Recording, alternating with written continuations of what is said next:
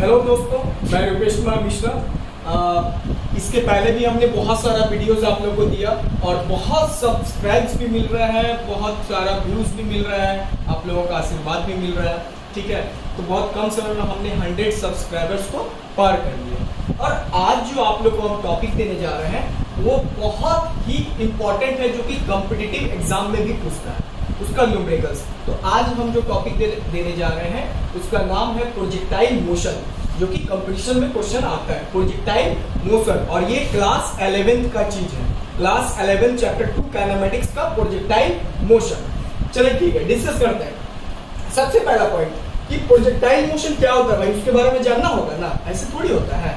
बच्चा में कभी तुम लोग बच्चों लोग को देखता होगा पत्थर फेंकते हुए, मान लो कोई स्टोन लिया, पत्थर लिया भाई, वो ऐसे फेंका, कोई इस टाइप से फेंका, बहुत तरह का मतलब तरीकों से पत्थर को फेंका जाता है। ठीक है, तो बच्चा का बुद्धि है वो अलग चीज है। हम अगर तुम लोगों को बोले मान लो कि ऐसा फेंको जो मैक्सिमम डिस्टेंस ट्रेवल करे कोई भी स्टोन, तो तुम क्या करोगे? कोई लड़का क्या करेगा, भाई सर हम ऐसे फेंकेंगे, इस हिसाब से ऐसे करके फेंक देगा वो, मतलब ये इस टाइप का एंगल बनाएगा। कोई लड़का चालाक होगा, बहुत तेज होगा ना, तो ऐसे लेगा और एंगल बना 45 डिग्री का एंगल लेगा और फेंकेगा, जिससे क्या होगा, इस पर जोर उतना नहीं पड़ेगा और मैक्सिमम डिस्टेंस तक तुम्हारा पत्थर जाएगा। That is the projectile, that is the projectile motion. मतलब कोई भी ऑब्जेक्ट को जब एंगल बनाते हुए फेंका जाता है, थ्रो किया जाता है, उस टाइप का मोशन को बोलते हैं प्रोजेक्टाइल मोशन। तो प्रोजेक्टाइल मोशन का जो डेरिवेशन है वो बहुत ही लंबा है, थोड़ा सा ध्यान से देखिए, जरूर समझ में आएगा। ठीक है, सबसे पहले तो हम लोग फिगर बनाएंगे मोशन का। ठीक है, ध्यान दे भाई, यहां पर ये एक्स एक्सिस और ये वाई एक्सिस, ऑरिजिन। यहां से किसी भी ऑब्जेक्ट को फेंकना है, पत्थर को फेंकना है, तो ये ऐसा जाएगा, ऐसा। ठीक है, अब यहां ध्यान दे, ये पॉइंट हमने पी लिया, तो ओ से पी इसका कुछ रेंज हुआ ना भाई, इस रेंज का RANGE, मतलब यूनिट्स पढ़ लिया, कोई दिक्कत नहीं है। रेंज, इसका सिंबल होगा R। क्या सिंबल लेंगे?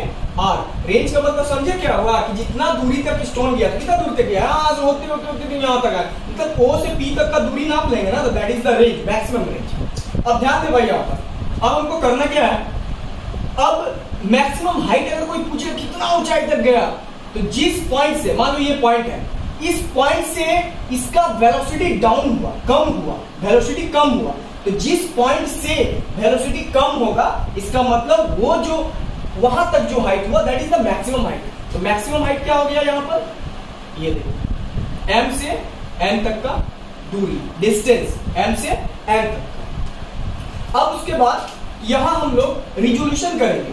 वेलोसिटी जो है वो दो डायरेक्शन में गया। सबसे पहले गया तुम्हारा क्या, ये वर्टिकल गया, फिर तुम्हारा जाके कुछ दूरी तक हॉरिजॉन्टल रहा होगा, फिर वो तुम्हारा वर्टिकल में गया।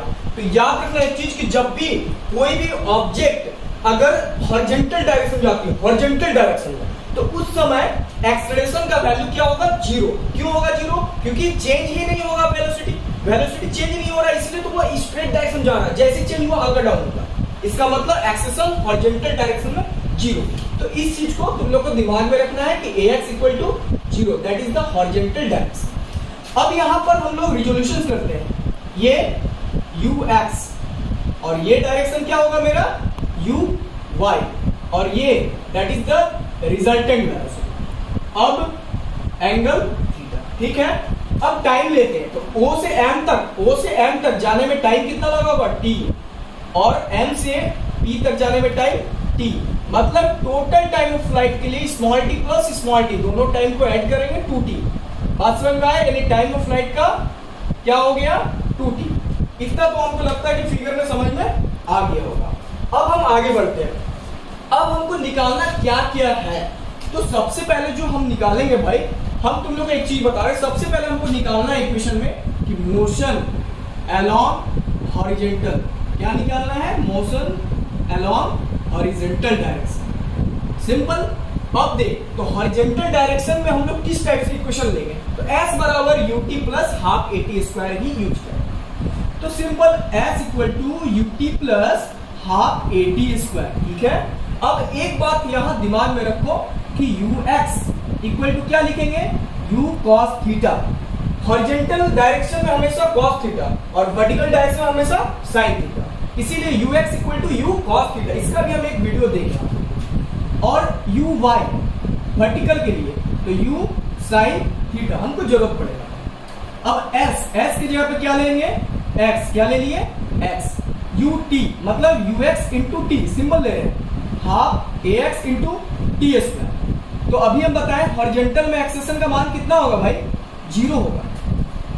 तो x equal to u x के प्लेस पर क्या डालेंगे, u cos theta into t plus half a x 0 into t square. इसका मतलब x इक्वल टू क्या आ गया, यू टी कॉस थीटा। तो टाइम यहां से हम निकालेंगे t का मान, तो x by u cos theta equation 1। तो ये मेरा जो इक्वेशन निकला ये किसका निकला, तुम्हारा मोशन अलोंग हॉरिजॉन्टल के लिए। अब सेकंड इक्वेशन में आते हैं, मोशन अलोंग वर्टिकल डायरेक्शन में, मोशन अलोंग वर्टिकल डायरेक्शन। तो y लेके चलेंगे भाई, तो एक काम करते हैं हम, y equal to you y t, फिर वही equation half a Y t square. तो अब यहाँ ध्यान देना एक्सेशन 0 नहीं होगा क्योंकि बॉडी का डायरेक्शन ऊपर है, ऊपर यानी ग्रेविटी माइनस में। तो यू वाई के प्लेस पर U sine theta into T और minus half G T square, equation 2 निकल गया। ये इक्वेशन है मोशन अलोंग वर्टिकल का। और थर्ड में आते हैं टाइम पीरियड। मैंने मार्कर चेंज किया भाई, तो थर्ड में आते हैं टाइम पीरियड। तो टाइम पीरियड के लिए कैसे निकालेंगे, टाइम पीरियड नहीं बोलो, इसको हम लोग टाइम ऑफ फ्लाइट ही बोलते हैं। टाइम ऑफ फ्लाइट मतलब कि उड़ने और नीचे आने में दोनों तरह का टाइम ऑफ फ्लाइट क्या होता है। देखिए यहाँ पर, तो small t equal to small t plus small t, मतलब यहाँ से यहाँ टी, यहाँ से यहाँ टी, मतलब 2t। तो स्मॉल टी का वैल्यू क्या हो जाएगा, t बाई 2। ठीक है, अब यहां ध्यान देगा, इक्वेशन लेना हमको भाई, v बराबर u प्लस ए टी, पढ़ा है ना तुम लोग न्यूटन्स लॉ ऑफ इक्वेशंस। तो सबसे पहला यहां डायरेक्शन देख, डायरेक्शन किधर जा रहा है, वर्टिकल जा रहा है, वर्टिकल। इसका मतलब v equal to u plus a t, इसी में बैठा है। तो वर्टिकल डायरेक्शन के लिए y लेंगे, तो U Y plus A Y T. अब फाइनल वेलोसिटी कितना हो गया, 0 इक्वल टू यू वाई। तो यू वाई मतलब U sine theta, acceleration minus G में जाएगा क्योंकि ऊपर डायरेक्शन में, ठीक है, वर्टिकली अपवर्ड में माइनस जी। स्मॉल टी के प्लेस पर क्या डालेंगे, T by 2, that means minus से इधर लेंगे हम लोग, G T by 2 equal to U sine theta. अब मैं इक्वेशन को ऊपर में दिखाता हूं आप लोग को, यहां से भी हम लोग निकाल सकते हैं ऊपर को। तो टी निकालना है, कैपिटल टी, तो 2 को उधर भेजेंगे और इसको डिवाइड। इसका मतलब टाइम ऑफ फ्लाइट का आ गया 2u sin theta by g, equation 3। मतलब मैंने आपको मोशन अलोंग हॉरिजॉन्टल दिखाया, मोशन अलोंग वर्टिकल का इक्वेशन दिखाया, अब टाइम ऑफ फ्लाइट का भी हमने दिखाया दिया, और बाकी अभी 3 इक्वेशन है। ठीक है, आता हूं ब्रेक के बाद, आप लोग नोट करिए। Thank you.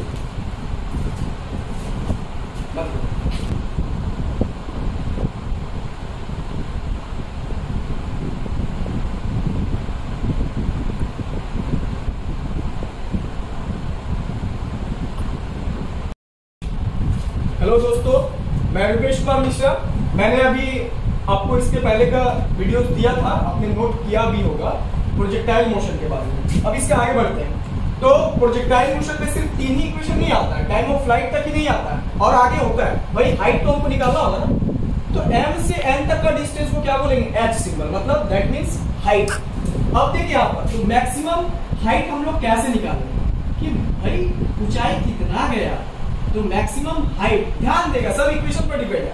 तो n से m मतलब इसका डायरेक्शन किधर है, ऊपर, वर्टिकल, यानी वर्टिकल वाला इक्वेशन लगाएंगे। तो ध्यान देगा यहाँ पर s equal to u t plus half a t square. ठीक है, तो हमको वर्टिकल वाला लगाना है, तो सबसे पहले हमको टाइम निकालना पड़ेगा। तो स्मॉल टी इक्वल टू क्या होगा, T by 2, capital T time of flight. Small t का भी फॉर्मूला हम निकाले थे वहां पर, तो 2u sin theta by g divide 2। इसका मतलब ये 2 कैंसिल होगा, तो u sin theta by g, small t का वैल्यू आ गया। अब ध्यान देगा बच्चे लोग, अब इस इक्वेशन को हम लिख रहे हैं, तो हमको हाइट निकालना है। यहां से यहां तक का हाइट कितना हो गया, h, u y की ओर u y t plus half a y t square.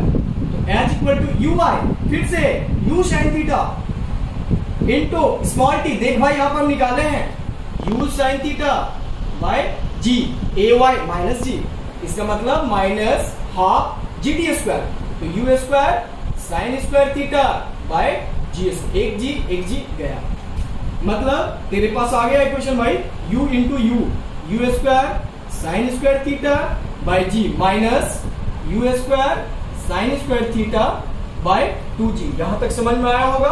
अब हम एलसीएम लेने जा रहे हैं। पता है g और 2g का एलसीएम कितना होता है 2g, मतलब g कैंसिल 2 को ऊपर, तो 2u square sine square theta minus 2g cancel होगा, तो u square sine square theta. अब देख बच्चे 2u स्क्वायर में से u स्क्वायर घटेगा बाबू, क्या आएगा u square sine square theta by 2g। Equation 4, मतलब मेरा मैक्सिमम हाइट का फॉर्मूला आ गया। u क्या है यहाँ पर, initial velocity sine theta angle 2g gravity. अब आते हैं हम लोग 4th नंबर पर, ये तो मेरा 3 हुआ होगा इक्वेशन, 4th नंबर ये हुआ होगा। अब ये 5th पर आते हैं। अब हमें निकालना है रेंज। क्या निकालना है, रेंज। रेंज का मतलब देख बाबू यहाँ से O से P तक का दूरी, O से P मतलब डायरेक्शन किधर है इसका, हॉरिजॉन्टल डायरेक्शन, हॉरिजॉन्टल, इसका मतलब सीधा ले लेगा हॉरिजॉन्टल की ओर, तो सीधा हम लोग लेंगे रेंज का R, तो ux इंटू, अब यहां से यहां तक आने में टोटल टाइम लग गया, टोटल टाइम मतलब कैपिटल T यूज करेंगे, टोटल टाइम ऑफ फ्लाइट, तो ux की जगह पर u cos theta 2u sin theta bye g, तो r इक्वल टू, ध्यान दे बाबू u गुना u स्क्वायर, अब 2 sin theta into cos theta by g बचा। अब तुम और इसको सॉल्व कर सकता है, 2 sin theta into cos theta trigonometric formula होता है, इसको थोड़ा दिमाग में रखना है आप लोग को कि sin 2 थीटा का फॉर्मूला क्या होता है, 2 sin theta into cos theta, तो हम डायरेक्ट यहां पर u square sin 2 theta by g prove हो गया, आ गया रेंज। और एक और पॉइंट बचा है, मैक्सिमम रेंज 6 पोजीशन में मैक्सिमम। तो भाई एक पॉइंट आप लोग को हम बता दें कि मैक्सिमम रेंज कब होगा, जब हम लोग कोई भी ऑब्जेक्ट को 45 डिग्री के एंगल से फेंकेंगे, मतलब 45, तो मैक्सिमम रेंज के लिए थीटा कितना होगा 45 डिग्री, मतलब सीधा यहां पर अब बैठाइए r maximum equal to U square sine 2 theta, मतलब 2 into 45 degree divide G, that means U square 2 into 45 90 sine 90 by G. तो मैक्सिमम रेंज का फॉर्मूला यू स्क्वायर साइन 90 का वैल्यू 1 होता है ना, तो यू स्क्वायर बाय जी, ये यू स्क्वायर बाय जी कितना हो गया, ये आपका मैक्सिमम का फॉर्मूला हो गया यू स्क्वायर बाय जी। आप लोग को समझ में जरूर आया होगा ये वीडियो, है ना। तो इस तरह से आप लोग का सारा फॉर्मूला हमने प्रोजेक्टाइल मोशन का खत्म किया। सो प्लीज मेरे दोस्त, मेरे स्टूडेंट्स, आप लोग मेरे चैनल को जरूर सब्सक्राइब भी करें और हेल्प भी ले और आराम से समझे, ठीक है। आने वाले समय में और भी वीडियोस देकर आने वाला है। Thank you.